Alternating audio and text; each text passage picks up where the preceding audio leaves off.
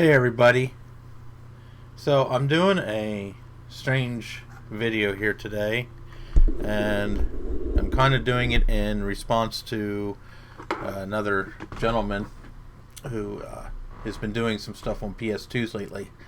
So this is a PC centered video, and it's probably just going to be a kind of quick one, but what we're going to do is we have the IBM PS2 setup, and for anybody who forgets what it is, it's a PS2. It's an 8573-061, so it's a P70 portable.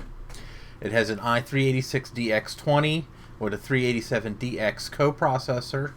It has an 80 meg SD DBA hard drive, and of course it has a 3.5-inch floppy and a 12-inch gas plasma display. What we're going to do is, I have a copy, and I didn't label it, but I have a copy of the System Information Tool. And this is something I never saw before, like 2 weeks ago. I never even knew this existed. This is an IBM utility that basically tells you everything about your computer. So we're going to run this on the P70, because the P70 has some interesting hardware in it.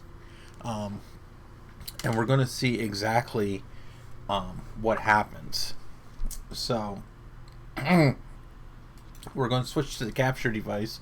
We're going to power the computer on, and I would show you a view of the computer itself while I'm using it. However, it's not very interesting because you can't see anything on the screen, because the screen is not on when I have the VGA cable hooked up.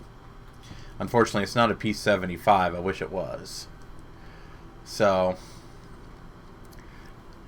we're going to boot into DOS just like normal, and this computer is running IBM DOS 5,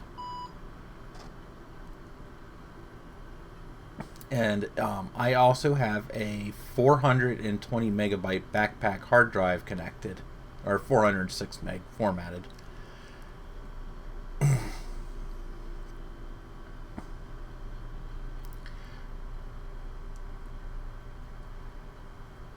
So we're going through and we're loading all the drivers here. It automatically boots into the DOS shell. So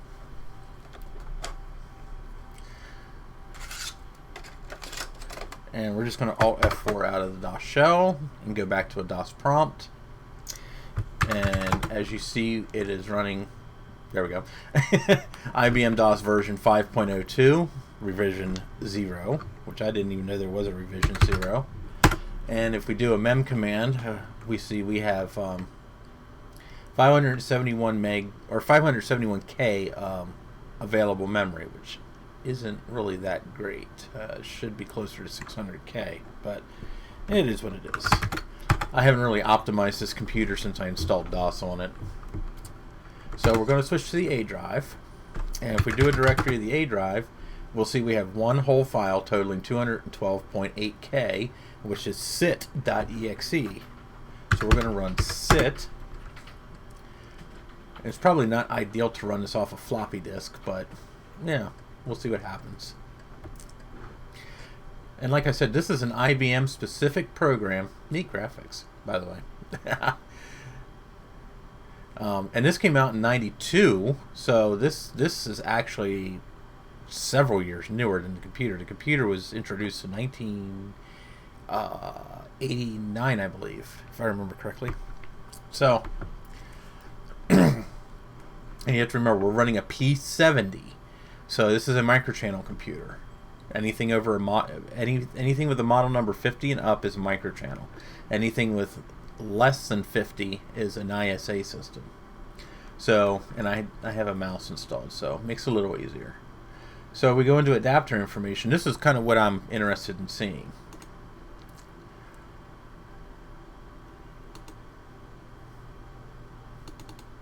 I got double click. Okay, so it's showing display adapter information. And it's showing IDFFE0. It says unknown, please report. Okay. That's kind of interesting. Slot 1 should actually have my network card in it.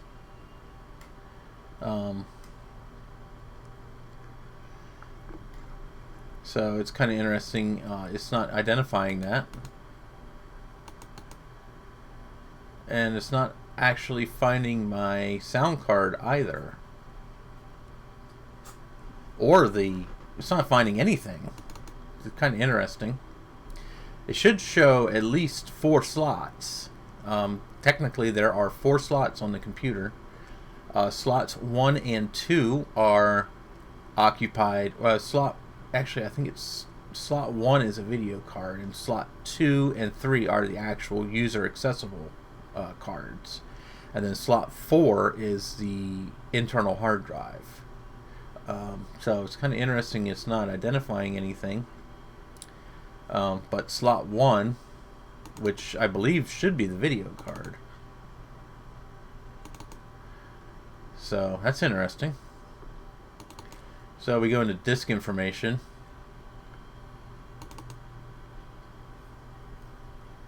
We go to hard disk by drive letter. So we have 2 hard drives. So we go into C, and this is the internal hard drive, which is a 60 megabyte DBA hard drive. It's an SD interface, more or less. Basically an enhanced MFM drive.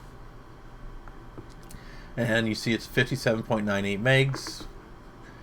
We have 49.6 megs available, which is right because we don't have much installed on it yet. And then we go to drive D, and you see this one's labeled as backpack. This is my external IDE hard drive, which runs off the parallel port. And it's 406.51 megs versus 381 megs free. So it picked up the hard drives, good.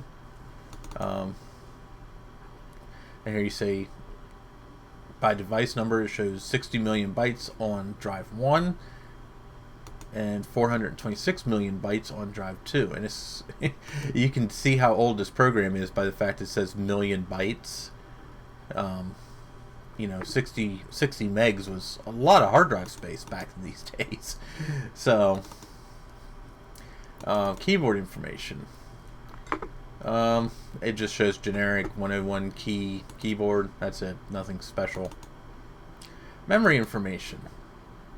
So we can go to memory hardware, and it says system board memory modules installed. This system is not supported. Okay, that's interesting. So memory values, and we do have 8 megabytes on board. There's 4 2 megabyte SIMs installed on the planar. There are no memory expansion cards in this machine. So,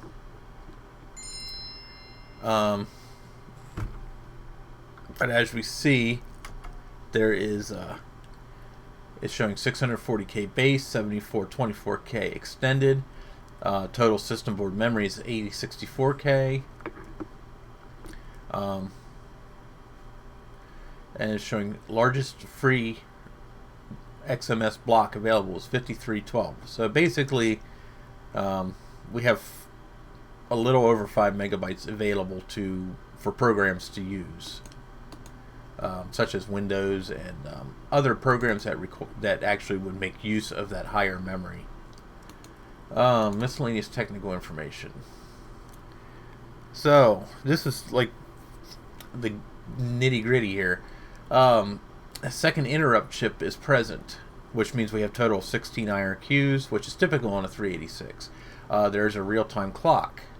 Wait on external event is unsupported. Extended BIOS data area is allocated. System has a microchannel bus. DMA supports 24-bit address space. Keyboard functionality call. Return POS data calls unsupported. Return memory map calls unsupported. Enable disable processor functions is unsupported. There is an 8042 keyboard controller, which is normal because it's a PS2. Data streaming is unsupported. SCSI subsystem is not present, which it shouldn't be. There isn't a SCSI subsystem on this one. Information panel is not installed. It's typical. This is not an IML system, and SCSI support is not in the IML image. So You can tell this for anybody who's into PS2s. The information panel is something that was on computers such as the 9595 server. There's a small 8-character LED display on the front. Basically shows you postcodes when the system's booting up, and then it just reverts to show, like mine used to show. It used to just say 60 megahertz when the computer was booted.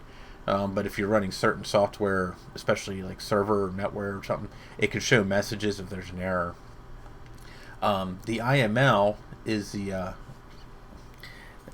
it's I don't know. I've always known it to mean initial machine load, but it's basically a convenience partition on the hard drives of the Model 95XX series machines. That stores like the reference disk and certain information about the machine. And a lot of those machines have SCSI, like the 9577, I believe, has SCSI support built right into the planar. So that's for newer systems. Mouse information, it's just going to show PS2 type mouse. Oh, one thing I did want to I want to go into disk information here once. And I want to go into diskette drives. Okay, all it's showing is a diskette A. Okay. I wasn't sure if it would show information on the external disk drive adapter or not. Okay, so go to operating system, it's going to show PC DOS 5.02. Model and processor information. So, as we see, it's a PS2 Model P70 with a 38620 with a 387 coprocessor. And the model and submodel here are the bytes that IBM uses to basically identify the system. So, this is how the software actually knows what computer it's being run on. So, and as we see here, ROM BIOS date of 1/1889 dates the system to 1989, which would be about correct. This machine was introduced in, I think, late 88 and then started going on sale in 1989. So, it is not an original PS2 by any means. It's actually based on the it's based on the PS2 8570 desktop. It has similar specifications. It's not the same machine by any sense of the word, but it's based on the same design, I guess you could say. So, and we go into parallel and serial information. It's just going to show you have one parallel, one serial port. And if we go into video information, it shows nothing.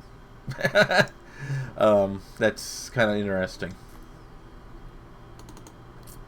Of course, SCSI information is not going to show anything because there is no SCSI on this machine. So, yeah, it's kind of interesting that it actually doesn't show. It just shows display adapter information, and it shows FFE0 as an unknown.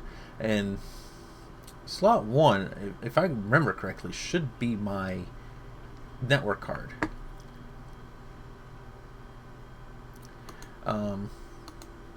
So that's kind of odd. So what we're going to do is we're going to get a reference disk.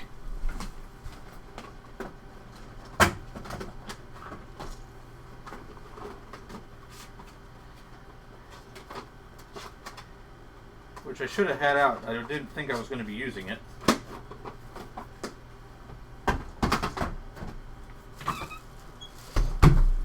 Okay, so we're going to use the PS2 P70 386 reference disk.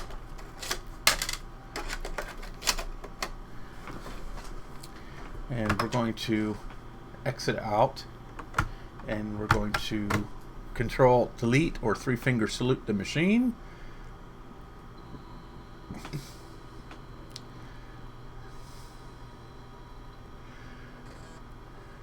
This was kind of an impromptu video, so.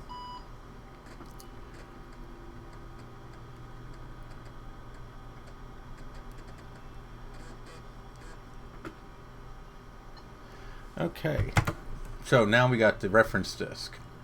So what we're going to do is we're going to go to Set Configuration.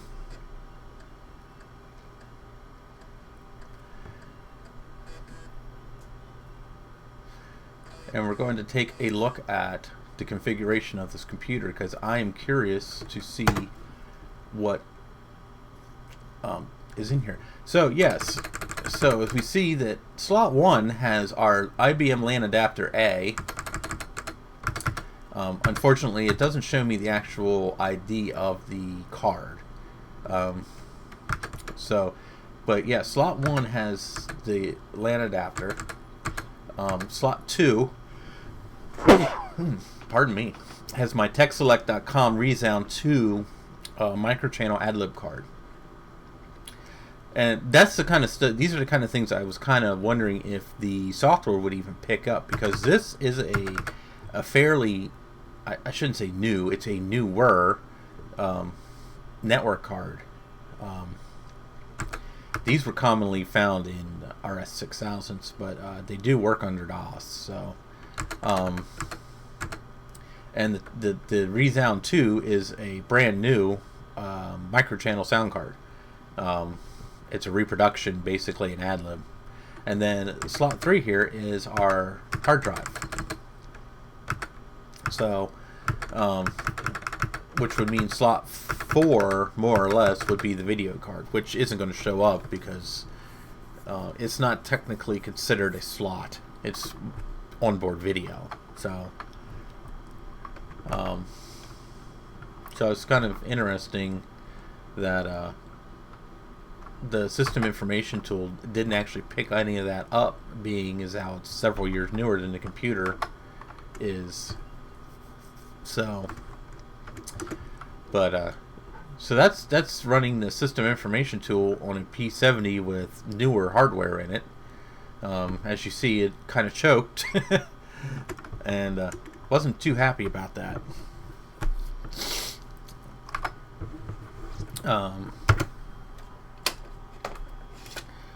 So that's all I got. Like I said, this was an impromptu video.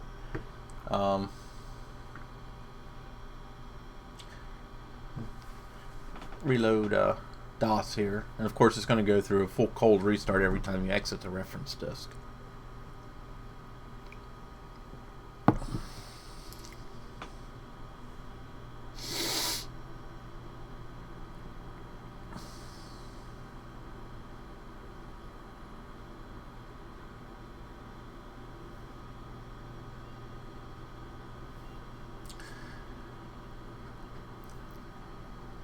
Well, it's taking its grand old time here. There we go. Wow. Never taken that long.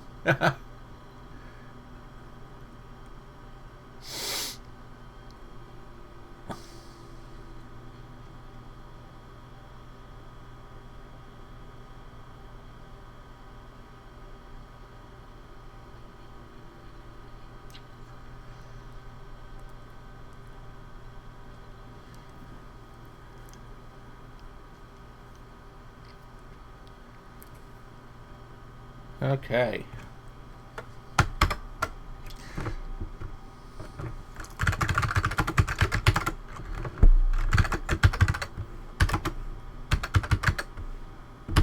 And just to show you that everything is working,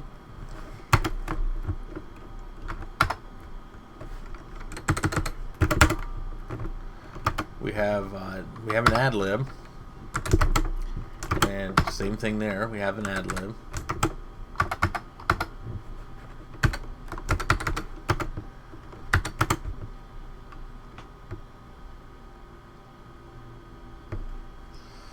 And as you can tell, we have music, and we have Commander Keen waving there.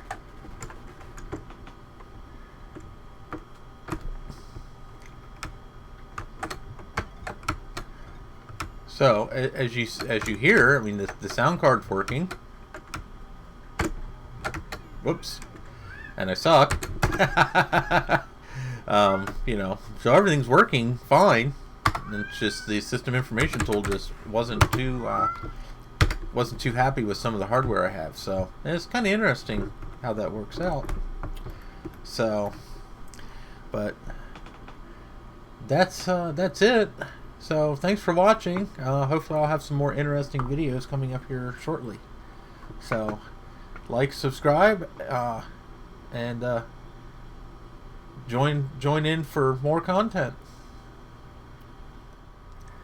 Okay, just a little addendum here. So because the System Information Tool didn't identify my interface cards, and we did see that everything's working, so what I'm going to do is I have a copy of probably the most important tool anybody using PS2s can use. It's called QBMCA, and what it is, it's a identification tool to identify the microchannel cards in a PS2. This is extremely useful if you get a microchannel card that you don't know what it is. Now, as you see, I wasn't lying when I said that there's technically 4 slots in the computer. You see this list up to 8 slots. There are no more than 8 slots in a PS2. The 80, you know, the 60, 65, 70, 80, and the 85 and 95 all have 8 slots. So, but as you see, it's actually showing that slot 1 has an IBM LAN adapter for Ethernet. Slot 2 is showing an Addendum music synthesizer, which is what it is. It's an Addendum card.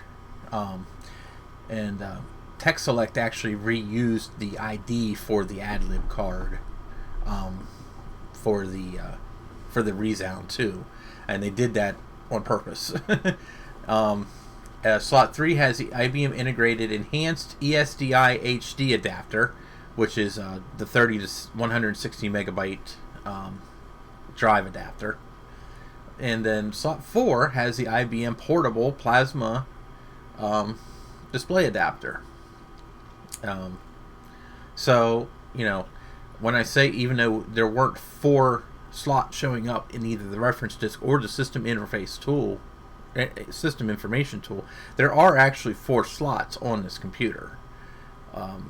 There's only 2 user accessible, but there are technically 4 slots.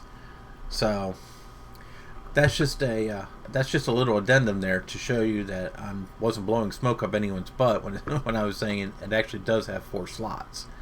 So, but this is what QBMCA identifies in the computer. So, kind of interesting that the System Information Tool couldn't find this information, especially with the LAN adapter, because it's an IBM LAN adapter. But it's possible the LAN adapter is newer than the System Information Tool. I'm not exactly sure how it works. I don't know if it has its own database or how that works. But it's surprising it didn't pick up the Addendum card at all. I mean, didn't even see that it was there. The hard drive and the VGA adapter I kind of expected not to show up because they're not classified as being actual slots, even though they do occupy a slot on the MCA bus. So that's what the QBMCA program picks up. So if anyone is in need of this program, check out the Peter Wentz mcamafia.de site. I'll put a link down below so everybody can see. This is like the most invaluable tool you could possibly have for a microchannel computer. So, thank you.